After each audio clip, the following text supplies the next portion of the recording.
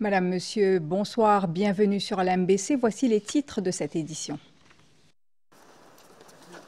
La motion de remise en liberté conditionnelle d'Anil Kumar Deep débattue le 30 septembre. En attendant, l'ancien commissaire de police reste en détention. Il répond de 2 accusations provisoires dans l'affaire Reward Money. Après 6 ans, la représentante du PNUD à Maurice quitte le pays. Les projets réalisés et le soutien continu de l'organisme ont été abordés avec le Premier ministre. Le CEB se prépare pour l'été. Des partenaires publics et privés sont appelés à identifier les gestes pour une meilleure efficience énergétique.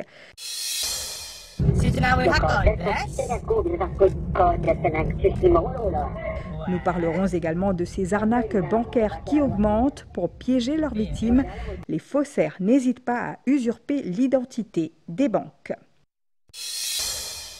Ragasa balaie Taïwan et laisse un lourd bilan sur son passage. 17 morts, le super typhon menace maintenant le sud de la Chine. Et puis Claudia Cardinal est décédée. Elle aura été la muse des plus grands du cinéma. Pas de liberté conditionnelle pour l'ancien commissaire de police. Anil Kumar Deep a comparu devant la cour de district de Port-Louis à la mi-journée.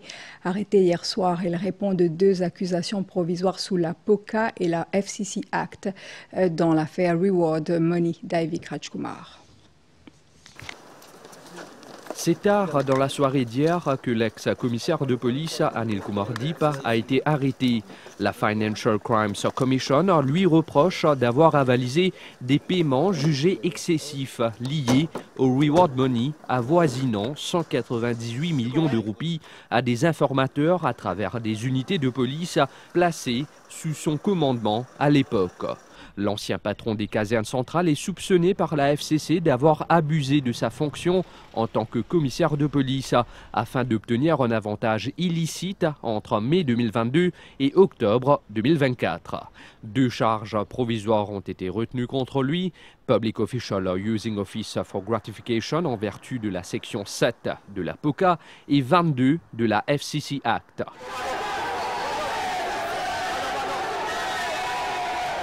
Ce mercredi, c'est vers 12h30 qu'Anil Kumar Deep est arrivé au tribunal de Port-Louis.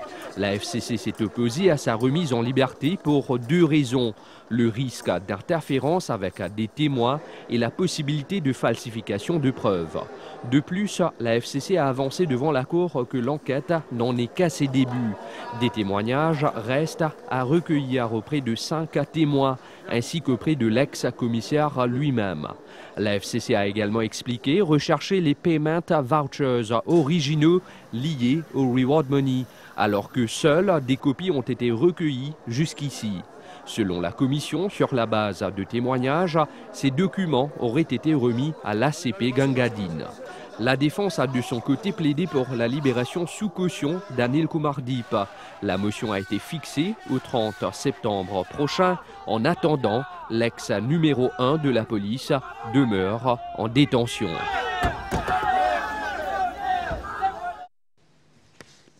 Au bâtiment du Trésor cet après-midi, le Premier ministre recevait la visite de la représentante du programme des Nations Unies pour le développement pour Maurice et les Seychelles. Avant de quitter le pays, Amanda Serumaga a évoqué les différents projets réalisés au fil des années. Elle a également assuré au Dr Navin Ramgoolam du soutien du PNUD dans son programme national. Reya Rambojon. Après 6 ans et demi à Maurice, la représentante du programme des Nations Unies pour le développement pour Maurice et les Seychelles, Amanda Serumaga, tire sa révérence. Lors de sa rencontre avec le Premier ministre, le Dr Navin Ramgoolam, il a surtout été question de la collaboration de longue date entre Maurice et les Nations Unies. J'étais honorée d'être reçue par le Premier ministre. On a discuté des projets réalisés et des idées de collaboration futures. J'ai aussi fait part au chef du gouvernement de notre engagement pour soutenir le plan de développement national du gouvernement. Cette visite a aussi été marquée par un échange symbolique de souvenirs entre les 2 personnalités. Le passage de Donald Trump à la tribune des Nations Unies hier soir n'aura pas été de tout repos. Entre une panne technique et des propos chocs, le président américain a une nouvelle fois fait parler de lui. Retour sur cette intervention mouvementée avec Yacine Delmahmoud. L'arrivée de Donald Trump à l'ONU hier ne s'est pas déroulée comme prévu. D'abord, son escalateur est tombé en panne, puis c'est le prompteur qui a cessé de fonctionner en pleine allocution. Fidèle à lui-même, le président des États-Unis a abordé les sujets qui lui tiennent à cœur et a fustigé dans la foulée le rôle de l'ONU en affirmant qu'il a arrêté 7 guerres. I did it in just 7 months. It's never happened before. There's never been anything like that. I'm very honored to have done it. Je l'ai fait en 7 mois. Personne ne l'avait jamais fait auparavant. C'est triste que ce soit moi qui ai dû le faire et non l'ONU. Dans tous ces cas, l'ONU n'a pas apporté son aide.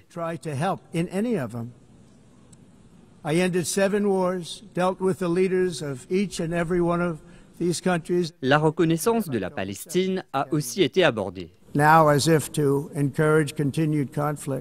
Comme pour encourager le conflit, certains pays ont reconnu unilatéralement l'État de Palestine. C'est selon moi un immense cadeau fait au Hamas et aux atrocités qu'il a commises. Par la suite, il a une nouvelle fois attaqué les efforts contre le changement climatique qu'il qualifie de plus grande arnaque du monde. Cependant, sa position sur la guerre entre la Russie et l'Ukraine a marqué un tournant. Donald Trump a qualifié la Russie de tigre en papier et a estimé que l'Ukraine peut reconquérir les villes occupées avec l'appui de l'Europe et de l'OTAN.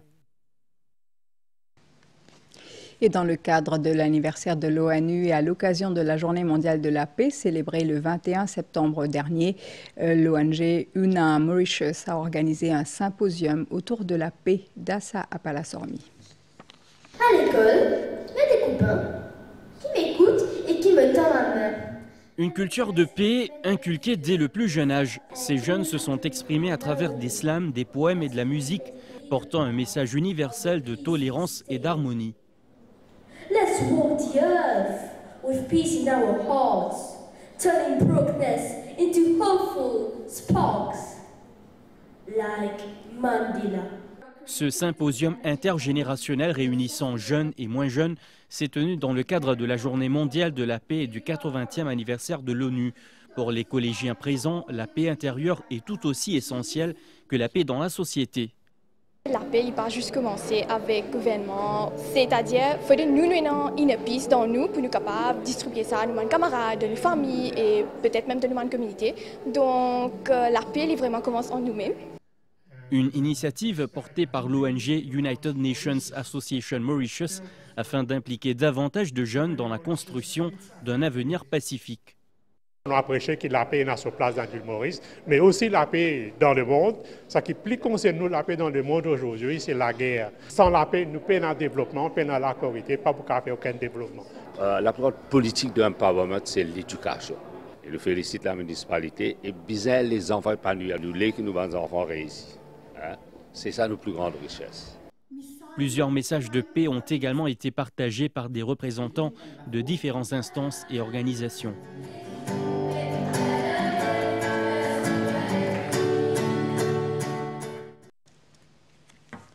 Le lourd bilan de Ragasa à Taïwan, au moins 17 personnes sont mortes des suites de la rupture d'une digue provoquée par le passage du super typhon, dont les fortes pluies et les vents violents balaient aujourd'hui le sud de la Chine. Soumaïra Okbarali. Dans le district de Guangfu, à Taïwan, les fortes pluies ont provoqué la rupture d'une digue, déversant des torrents d'eau. Les rues ont été inondées jusqu'à près d'un étage de hauteur, emportant des véhicules. Des sections du pont de la rivière Matayan ont également été emportées. 17 personnes ont péri et plus de 30 personnes ont été blessées dans les incidents liés aux pluies et aux inondations. Plusieurs résidents sont portés disparus. Les autorités ont également évacué plus de 3000 personnes vers les lieux sûrs dans les districts de Guangfu, Fengling et Wanrong. Ragasa, également appelé Nando aux Philippines, est le cyclone tropical le plus intense enregistré jusqu'ici en 2025. À son pic, Ragasa a atteint la force d'un super typhon avec des vents soutenus estimés à environ 270 km/h. Ce mercredi, Ragasa a touché terre dans le sud de la Chine, dans la province du Guangdong. Des rafales proches de la côte atteignaient encore 241 km/h dans le Guangdong, malgré un affaiblissement. Les autorités avaient évacué près de 2 millions de personnes dans cette province avant l'arrivée du typhon. À Hong Kong, la tempête a longé les côtes, provoquant inondations, dégâts aux infrastructures et blessant 90 personnes.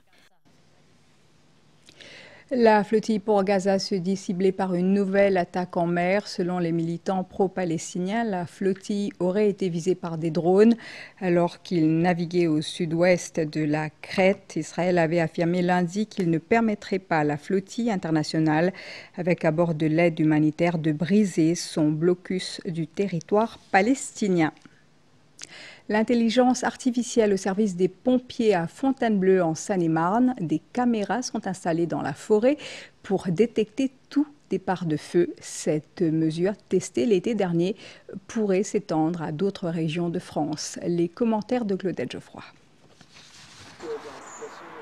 Au pied d'un pylône de plus de 40 mètres de haut à Fontainebleau, l'intelligence artificielle, logée dans un ordinateur de la taille d'une carte de crédit, analyse les images de 2 caméras perchées à son sommet. La moindre fumée détectée envoie un signal aux sapeurs-pompiers de la région. Le système il capture une image toutes les 30 secondes et il l'analyse et l'IA va déterminer s'il y a un départ de feu ou pas sur l'image en question. En cas d'alerte, les pompiers prennent à distance le contrôle des caméras pour zoomer dans l'image et déterminer la taille et le lieu de l'incendie. Comment on gagne du temps au moment d'un départ de feu? D'abord en décelant de façon la plus précoce possible l'éclosion d'un sinistre en forêt. Ensuite en localisant précisément l'endroit où se situe le départ de feu. Et enfin en dimensionnant au mieux le gabarit du feu, c'est-à-dire le volume d'engins qui vont être nécessaires pour éteindre finalement ce départ de feu de forêt. La forêt de près de 25 000 hectares était auparavant surveillée pendant la période estivale par des étudiants du lever au coucher du soleil. Plus maintenant. En l'espace de 4 mois, le système commence déjà à faire ses preuves. Cet été, lorsque des promeneurs ont contacté les pompiers pour une odeur suspecte, le contrôle des caméras à distance a permis de localiser rapidement et avec précision le lieu du sinistre. Avez-vous déjà reçu un message, un appel, voire un mail qui vous semble suspect? Si oui, sachez qu'il est impératif de ne pas tomber dans ces pièges. Les escroqueries bancaires se multiplient et les fraudeurs n'hésitent pas à usurper l'identité des banques pour tromper leurs victimes. Anisha Madaya.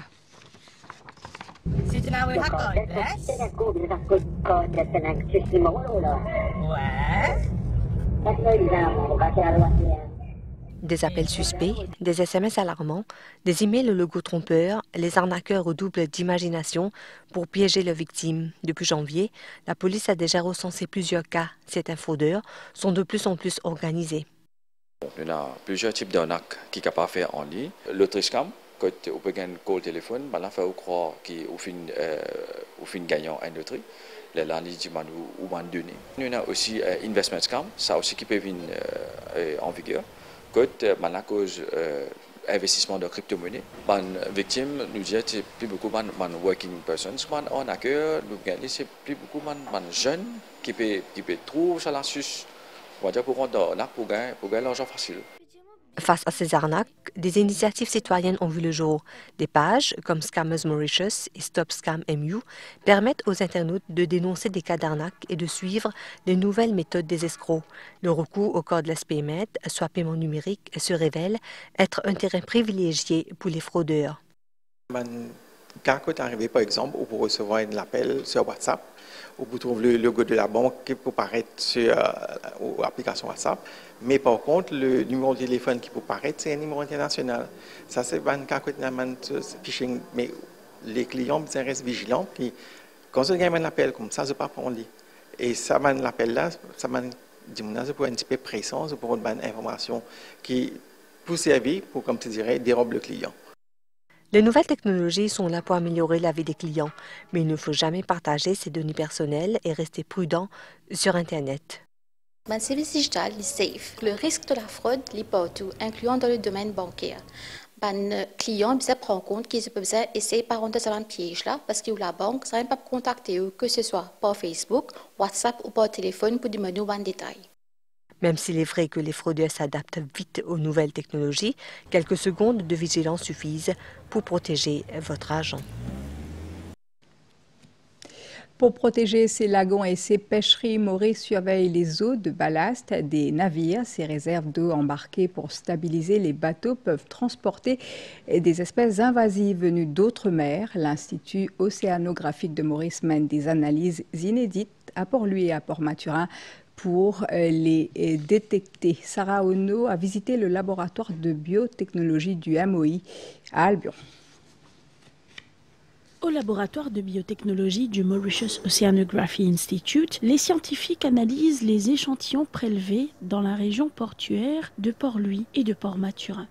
Ils ont pour objectif de traquer des espèces invasives souvent invisibles dans les eaux de ballast. Ces eaux sont embarquées par les navires pour assurer leur équilibre pendant la navigation. Et ces espèces peuvent perturber les écosystèmes, la pêche, le tourisme et même la santé publique. Quand un bateau rentre dans les pots à Maurice, je décharge l'eau du ballast, d'accord? Et avec de l'eau, il y a aussi un organisme qui est présent dans cette eau-là qui peut être déchargé dans l'eau. Et que premier impact, ça va être le pot. Il est important qu'il nous fait l'inventaire de toute l'espèce. C'est ça, nous appelons ça le Port Baseline Survey. Nous trouvons plutôt non-indigenous species, comme on appelle ça, qui normalement pas trouvent dans l'eau. Quand ça va l'espèce là arriver, ben je suis capable d'arriver, je outcompete nous l'espèce. Je suis capable, à travers mon bateau par exemple, mon recreational vessels, je suis capable de propager du pot et à d'autres endroits autour de l'île. Ces recherches initiées il y a 12 ans s'appuient sur la méthodologie internationale de l'Organisation maritime mondiale. Maurice et Rodrigue sont devenus des sites pilotes pour bâtir une base de données régionale sur les espèces marines. The International Convention for the Control and Management of Ballast Water, qui a été adopté en 2004 et ratifié en 2017. Pour fonctionner into force, tout un bateau qui a 40 000 gross tonnage, j'ai besoin d'installer un ballast water treatment system on board. Alors, qu'est-ce que je fais? Il y a tout un de l'eau ballast water qui se pompe depuis différents dépôts. Avant de DVSI, j'ai besoin de traiter. Et il y a un port state control qui monte le bateau, faire une inspection, tester ce qu'il y a un treatment system là on board. Est-ce qu'il y a une traite de l'eau avant l'île Maurice et est-ce qu'il y a un ballast water management record plan?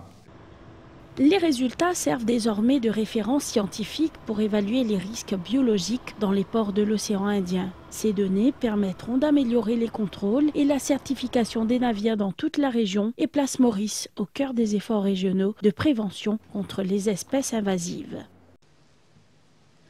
On continue avec ce rapport qui met en cause la MSOR. Le document qui couvre la période 2019 et 2020 révèle que des chiens et des chats capturés par l'organisme auraient servi de cobayes pour des expérimentations scientifiques d'un laboratoire privé, une pratique illégale selon le document. Yacine Delmamod.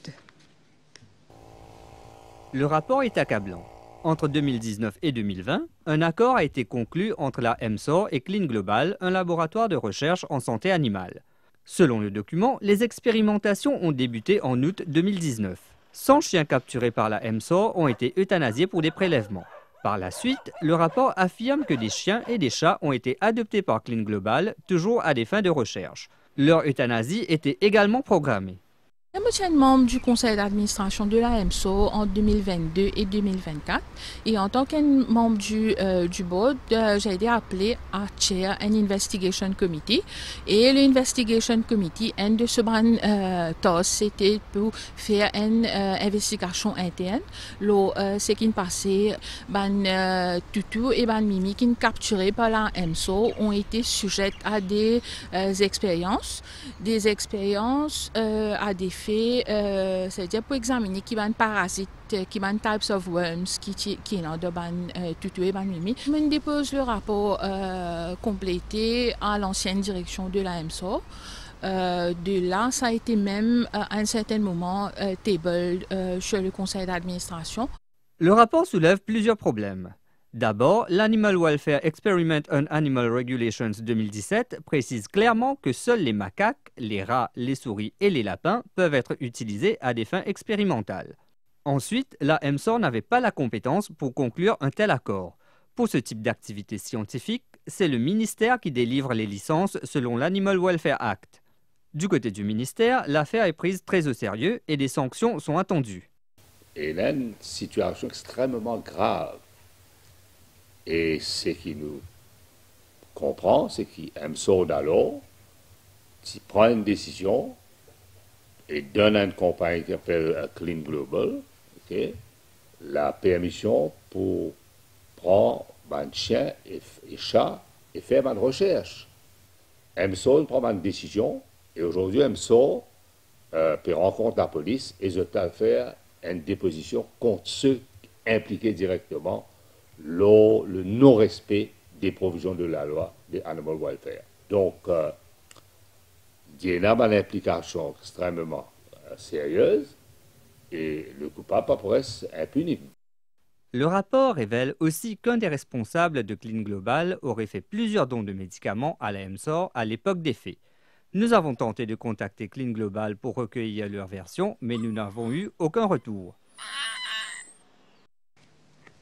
On en vient maintenant à la gestion énergétique. La demande en électricité pourrait grimper à 600 MW aux heures de pointe dès janvier 2026, d'où le lancement bientôt d'une campagne sur l'efficience énergétique. En début de semaine, partenaires publics et privés ont justement évoqué les mesures qui peuvent être prises pour réduire la pression sur le réseau électrique aux heures de pointe. Anisha Madaya. Le 5 février dernier, le pic de consommation électrique a été atteint à Maurice, avec une demande de 567,9 MW à 21 h. Face au risque de délestage l'été prochain, les entreprises sont appelées à adopter certaines normes qui leur permettraient de réduire leur demande en énergie. Nous incitons les organisations mauriciennes, publiques et privées, à réfléchir à déployer un système de management de l'énergie. Le système que nous proposons, qui est un système universel, induit des bénéfices, des consommations, des améliorations de la performance énergétique de 15 à 25%. Selon le Central Electricity Board, la demande pourrait grimper à 600 MW aux heures de pointe dès janvier 2026. Le CEB souhaite que tous les consommateurs, domestiques, industriels et commerciaux, adoptent les bons gestes pour éviter d'éventuelles coupures. Nous pouvons expecter que la demande pour continuer à monter à partir de novembre, décembre, voire janvier, février, en cet été-là. Et nous pouvons besoin le support et le soutien du secteur privé, mais aussi du secteur public et de toute la population pour nous capables de donner du monde courant et pour nous capables de donner le pays courant pendant sa période critique-là. Une mesure qui peut aider nous grandement, c'est quand je peux servir cette aircon, mettre une température entre 24 à 26 degrés. Si on a la lumière qui ne peut pas servir, la lumière là, ça peut avoir un grand impact que l'on nous demande en total. Lors de cet atelier de travail qui a réuni les acteurs publics et privés, l'urgence de la situation a été soulignée. Un effort concerté est nécessaire, notamment des gros consommateurs. Le gouvernement va finaliser bientôt une nouvelle feuille de route. Donc l'objectif sera de 60% d'énergie renouvelable à l'horizon 2035 de façon très réaliste. Et cette fois-ci, il faudra s'assurer, avec d'ailleurs, c'est pourquoi on a un plan stratégique, que les décisions soient mises en œuvre promptement. La gestion de la demande en énergie reste le défi majeur des prochains mois, d'où la nécessité que tous les partenaires se mobilisent en urgence. Justement, les risques de coupure dans la fourniture électrique aux heures de pointe ont été évoqués ce soir dans l'émission Grand Titre. Les gros consommateurs que sont les secteurs commercial et industriels peuvent prendre des mesures pour réduire leur demande aux heures de pointe à travers des gestes simples. Les ménages peuvent aussi y contribuer. Megan Punapanaiken recevait Dimitri Chaub, le directeur régional de Socotec Certification, qui a fait de l'efficacité énergétique un pilier de son action. Voici un extrait. Notre rôle, c'est d'inciter une compagnie pour mettre en place un système pour être plus efficient dans notre consommation, mieux organisé dans notre consommation. Pas juste changer la lampe, ce qui, dans le cas du particulier, est quelquefois la solution, mais dans le cas d'une compagnie, c'est beaucoup plus complexe. Une compagnie, une compagnie gouvernement, une compagnie privée, capable secteur commercial, secteur industriel, et la manière de faire pour mieux organiser sa consommation, encore une fois, c'est ce qu'on appelle efficient, faire mieux avec moins.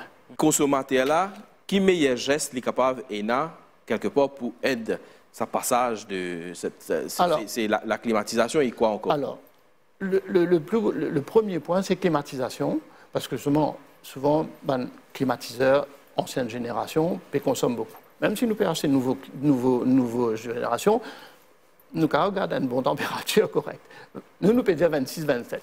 Allez, tiens, on n'est pas capable, allez, 24, 25. C'est déjà très bien.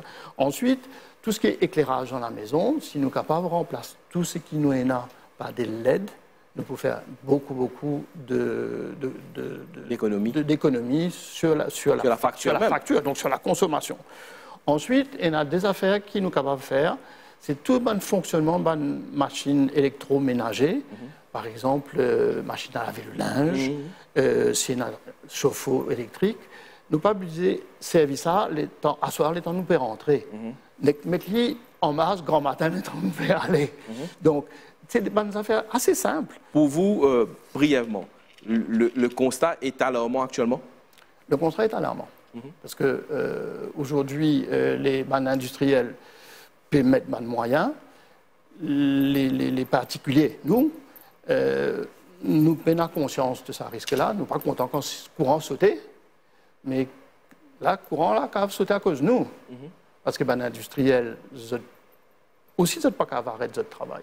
Donc, ils peuvent, d'une manière, fournir le courant, qui n'est pas vraiment le moyen idéal, mais ils peuvent gagner courant. Mais nous ne pouvons pas acheter des générateurs, nous aussi. Donc, nous devons faire attention, les autres peuvent faire attention, les autres peuvent faire attention, les autres peuvent faire des affaires qui bien faire, bien que nous aussi, nous prenions conscience que c'est un enjeu national, nous tous concernés. Grand titre à suivre tous les lundis et mercredis à 19 h. Pour offrir plus de visibilité à leur père, deux artistes, Erwin Angeline et Nicolas Boussaros, ont créé une plateforme numérique. Air Hospitality expose des œuvres, valorise le savoir-faire local et permet aux intéressés d'acheter des œuvres. Kendi Mangra. Permettre aux artistes d'avoir une visibilité aussi bien au niveau local qu'international. Telle est l'idée derrière le projet Air Hospitality. Grâce à un QR code, celui qui souhaite acheter un tableau peut le faire directement tout en découvrant d'autres créations de l'artiste. Le spectateur pourra également plonger dans l'univers de l'artiste et communiquer avec lui grâce aux informations disponibles. L'hôtel Anari a accepté d'exposer les œuvres avec leur QR code, offrant ainsi une promotion continue aux artistes. Je donne la chance à tout un artiste, que ce soit inconnu, émergent ou même ça qui est déjà confirmé, pour exposer à l'hôtel continuellement pendant toute l'année. Il est directement être mis en relation avec la plateforme qui va permettre de découvrir plus de détails sur l'œuvre, mais également sur l'artiste qui l'a créée. Et par extension, avoir accès à la galerie virtuelle. Donc vous allez pouvoir découvrir les œuvres de pied dans l'hôtel, dans les espaces communs, le restaurant, le spa ou dans les chambres. Krechav fait partie des plus jeunes créateurs à exposer leurs œuvres. La peinture, c'est une manière pour moi de m'exprimer, de mettre tous mes sentiments et tout ce que je ressens en fait. Les artistes trouvent en ce projet une plateforme numérique, mais aussi économique, pour valoriser leur travail. Nous faisons une exposition dans la salle, mais là, en même temps, nous sommes capables de visiter l'hôtel, nous sommes capables d'apprécier le sac mieux qui est dans une œuvre d'art. Et je pense que c'est une façon qui nous met l'artiste aussi en valeur. Une trentaine d'artistes se sont déjà inscrits et des expositions sont prévues régulièrement dans la durée. Elle incarnait avec éclat la liberté, la force et l'élégance. L'actrice franco-italienne Claudia Cardinal est décédée hier. Elle avait 87 ans, monument du cinéma. Claudia Cardinal a inspiré les plus grands d'Assa Palassormi. C'est une légende du cinéma qui s'est éteinte. Claudia Cardinal, actrice franco-italienne au charisme unique, est décédée à l'âge de 87 ans. Star inoubliable du Guépard, de Luchino Visconti ou encore de Rocco et ses frères aux côtés d'Alain Delon, elle avait aussi marqué Hollywood avec des rôles mythiques, notamment dans Il était une fois dans l'Ouest de Sergio Leone. Icône du cinéma européen des années 60, Claudia Cardinal a joué dans plus de 150 films sous la direction des plus grands Fellini, Visconti, Richard Brooks et Henri Verneuil. Monument de grâce et de force, elle a su incarner aussi bien la fragilité que la passion à l'écran. Moi, le plus beau compliment, je l'ai eu dans La Panthère rose de David Niven. Il m'a dit, Claudia, avec les spaghettis, tu es la meilleure invention des Italiens. Récompensée par un Lion d'Or à Venise en 1993 pour l'ensemble de sa carrière, puis un Ours d'Or d'honneur à Berlin en 2022, elle laisse derrière elle une empreinte indélébile dans le 7e art. Née à Tunis, c'est dans le cinéma italien qu'elle débute. En 2017, le Festival de Cannes lui rendait hommage en choisissant pour son affiche officielle une photo lumineuse de sa jeunesse, un symbole d'aventure, de liberté, d'élégance, mais aussi d'engagement, fidèle à l'image de Claudia Cardinal. Et puis demain matin, l'interview de la matinale sur RM1, Ashibachu reçoit le président de l'Association des pharmaciens de Maurice, Ashwin Duken. Madame, Monsieur, merci de votre attention. Je vous souhaite de passer une excellente soirée. À demain, 19h30.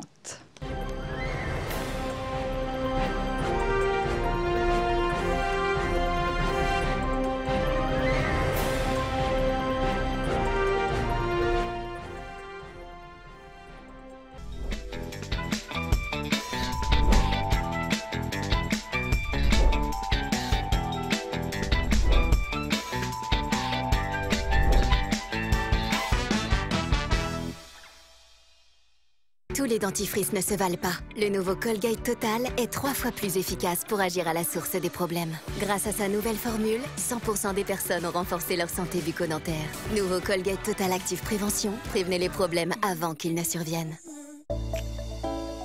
Dans le monde qui peut sens vite, productivité, lit la clé pour nous progresser.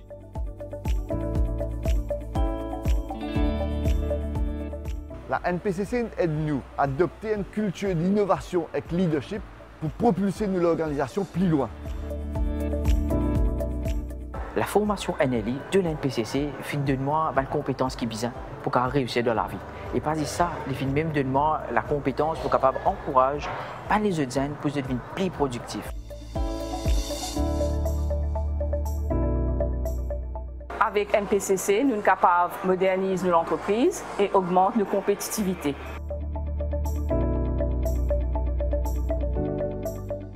Avec support NPCC, nous optimisons nos process et gagnons plus en efficacité. Le NPCC travaille avec toute la population pour un pays plus productif et compétitif. Mauritius, build on productivity, driven to compete.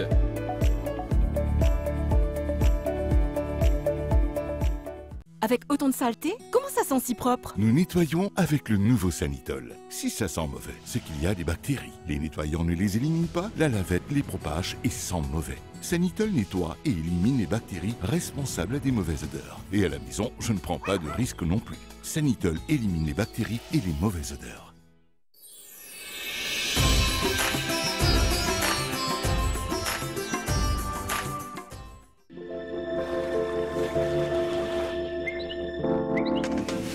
Les prévisions pour Maurice, mi-couvert durant la nuit et demain matin avec des pluies fines sur le plateau central. La température minimale variera entre 14 et 16 degrés sur le plateau central et entre 18 et 20 degrés sur le littoral. Essentiellement beau dans l'après-midi avec une température maximale variant entre 21 et 24 degrés sur le plateau central et entre 25 et 28 degrés sur le littoral. Le vent soufflera de l'est à environ 25 km/h avec des pointes de 50 km/h. Mer forte au-delà des récifs avec houle de 2,50 m. Les sorties en haute mer sont déconseillées. À Rodrigue, le temps sera mi-couvert durant la nuit et demain matin. Température minimale entre 17 et 19 degrés. Il fera beau dans l'après-midi de demain avec une température maximale variant entre 25 et 27 degrés. Le vent soufflera de l'est-sud-est de 25 à 35 km/h avec des rafales de 65 km/h dans certaines régions. Mer forte au-delà des récifs avec houle de 3 mètres. Les sorties en haute mer ainsi que dans les lagons du sud et de l'est sont déconseillées. L'état des lagons s'améliorera graduellement à partir de demain. Et à Agalega, le temps sera mi-couvert devenant nuageux cette nuit avec des averses passagères. Température minimale environ 24 degrés. Le temps sera plutôt nuageux demain avec des averses passagères. Ces averses pourraient être temporairement modérées. Température maximale environ 29 degrés. Le vent soufflera de l'est-sud-est à 25 km/h avec des rafales sous les averses. La mer sera forte avec houle du sud de 3 mètres. Les sorties en mer sont déconseillées.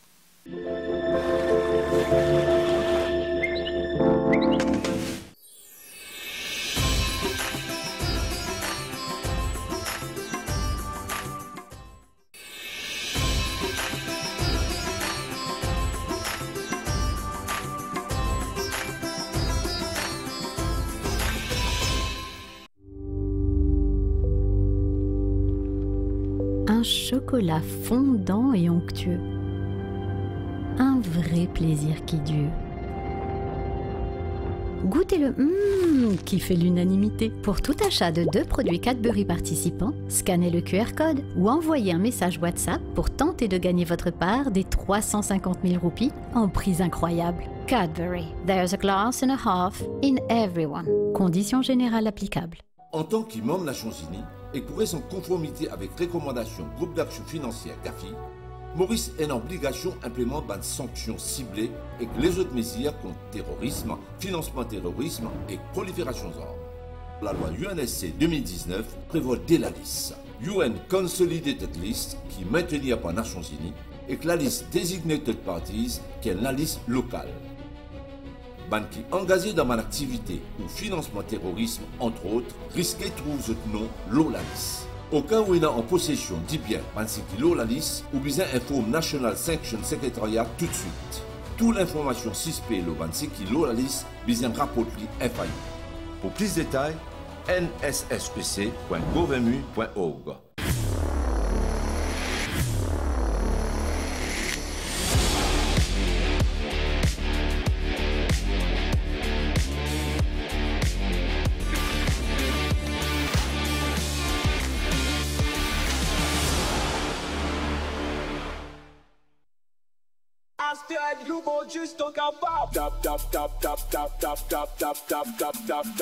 Dans magasin restaurant, tout capable. Plus facile, il plus rapide, si tout. Pour tout côté, n'a qu'un tac, laisse tout capable. Tout porte téléphonique, tout. Nouveau MCB, du c'est plus facile, elle est marie.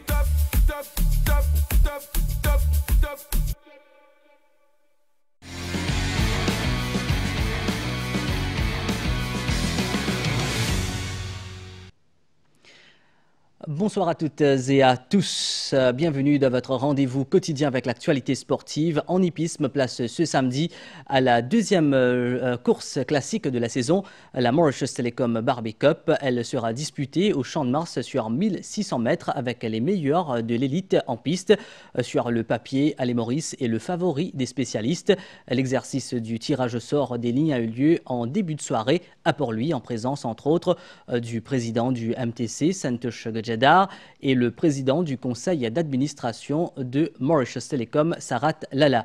The Gatekeeper a tiré le 7e couloir, Unzen 2e, Mirageous 6e, William Ironarm 4e, Zeus a tiré lui la 9e ligne, It's Raining William la 3e, Bless My Parf 5e, Captain Lannister 10e, Ale Maurice a hérité de la première ligne et Prime Example la 8e. Nous y reviendrons. Et souvenez-vous, Hinterland, champion de l'écurie Godjedar qui avait conquis le cœur des Mauriciens, a fêté ses 27 ans le 29 août. Nous avions diffusé un reportage dans lequel ses propriétaires actuels, Teresa et Damien, rêvaient de le voir faire un tour d'honneur au Champ de Mars. Eh bien, leur vœu sera exaucé comme l'avait promis le président du MTC, Santosh Godjedar. Le crack sera bel et bien présent samedi et agira comme lead host. Cyclisme avec les mondiaux qui se déroulent à Kigali au Rwanda. Le contre-la-montre par équipe mixte s'est tenu ce mercredi et l'épreuve a été remportée par l'équipe australienne en 54 minutes 30 secondes et 47 centièmes alors que la Team Maurice a terminé à la 12e place. La piscine Serge Alfred à Beaubassin a ouvert ses portes dimanche dernier. Après 2 mois d'inactivité, c'est avec soulagement que les nageurs et les clubs concernés accueillent cette nouvelle. Les amateurs de sport aquatique peuvent désormais reprendre leur activité de prédilection. Robert Deschambault. La piscine Serge Alfred, véritable symbole du sport mauricien, plonge de nouveau dans l'avenir. Après 2 mois d'inactivité, la piscine de Beaubassin rouvre enfin ses portes au public. Un soulagement pour les nageurs, les clubs sportifs ainsi que les familles qui attendaient avec impatience de retrouver ce bassin emblématique de la région. Je pense que le fait qu'on montre la réouverture au public, ça peut encourager les jeunes à venir nager. Je suis super content de la réouverture parce que ça va ouvrir l'opportunité, ouvrir des portes au jeune public, à les encourager à pratiquer une activité physique dans la natation. En fait, les travaux de remise en état et de maintenance ont été effectués pour garantir la sécurité et le confort des usagers. Par ailleurs, cette réouverture marque aussi le coup d'envoi d'une nouvelle saison d'activité aquatique allant des cours de natation aux entraînements de haut niveau. Je suis très content pour nos clubs même qui ont eu un peu de difficulté. Ils ont eu à se réorganiser pendant les quelques mois que c'était fermé. Ça va aider aux clubs à reprendre leur place et leurs habitudes. Et dans un deuxième temps, je vois que le MSI a commencé à avoir une très bonne politique.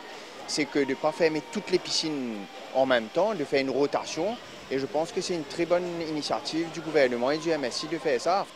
Du côté des autorités, l'investissement a été conséquent pour que cette infrastructure soit opérationnelle pour la pratique de la natation. Le gouvernement met l'infrastructure pour les jeunes profiter. Et que nous avons envie qu'il rassurer que l'infrastructure qu'il nous mettait aujourd'hui est à la portée de tout le monde. Qu'à cela ne tienne, la piscine rouvre avec une ambition, redevenir un centre de référence pour la natation et les sports aquatiques à Maurice. Les Jeux de l'Ouest ont offert aux Mauriciens une belle opportunité de découvrir ou redécouvrir le beach volley, une ambiance sportive qui séduit petits et grands. Du côté du conseil de district de Rivière-Noire, la satisfaction est au rendez-vous et l'on annonce déjà de futurs événements pour initier davantage de jeunes à cette discipline. Candy Bankra. Physique, mental et surtout du fun. Ce samedi, il y avait le soleil, le sable et le ballon pour un tournoi de beach volley sur la plage de Pic-en-Plaque. Un temps idéal pour faire trembler le petit filet. Aujourd'hui, nous avons un temps clément, pas trop chaud, pas trop froid. Et ça a commencé, donc j'espère que vous serez nombreux à venir pour les Jeux de l'Ouest. Sur la plage, les villages s'affrontent dans un esprit de camaraderie. Peu importe qui gagne, le volley entre villages, c'est avant tout une histoire fraternelle. Pour moi, pour la première fois, je vis les Jeux de l'Ouest dans le village. Mais ça, bien touchant. Pour nous, Albion, nous avons dans beach volley, nous avons un athlète là pour participer.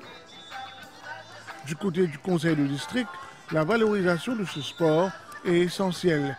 L'activité a surtout permis de jeunes talents de s'y intégrer. Nous, dans sa discipline beach volley, là aussi, on a beaucoup de participants. Mais il est intéressant, presque toute bonne activité que nous pouvons faire, autour d'une grande forte mobilisation, et y compris beach volley aujourd'hui, et une grande organisation, une grande participation. Une première qui donne raison aux autorités. Prochain objectif, motiver encore plus de monde à pratiquer ce sport. Entre sable chaud, ballon et éclat de rire, le beach volley s'impose comme un sport qui unit et qui promet de faire vibrer encore longtemps les plages de l'Ouest. Et football en Angleterre avec les 16e de finale de l'IFL Cup. Liverpool, finaliste de la dernière édition, a obtenu sa qualification pour le prochain tour en disposant de Southampton 2-1. Qualification aussi pour Chelsea qui a réalisé le même score en déplacement face à Lincoln City. Compte rendu de ces deux matchs avec Vikash Bhagirothi. Une équipe grandement remaniée de Liverpool prend les devants à la 43e minute grâce au premier but d'Alexander Isak sous ses nouvelles couleurs sur un service de Federico Chiesa. Les Saints égalisent à la 76e par l'entremise de Shea Charles. Remplaçant d'Isak à la 46e, Hugo Ekitike offre la victoire aux siens en inscrivant un but à la 85e sur un autre service décisif de Federico Chiesa. Ekitike enlève son maillot pendant ses célébrations, il prend le carton jaune. Le hic, c'est qu'il en avait déjà un, il est donc expulsé du terrain. Il est automatiquement suspendu pour le prochain match de Liverpool qui sera en déplacement face à Crystal Palace ce samedi pour le compte de la 6e journée de Premier League. Sur la pelouse de Lincoln City, les choses n'ont pas été de tout repos pour Chelsea.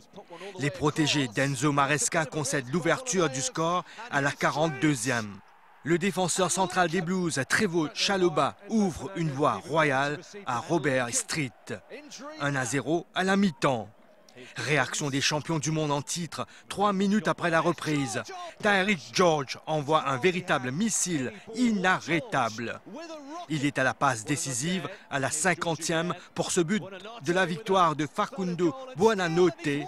Chelsea remonte un but de retard pour finalement l'emporter 2-1 et se qualifier pour les 8e de finale de la League Cup. C'est tout pour cette édition du Journal des Sports. Merci de votre attention. À très bientôt et passez une excellente soirée.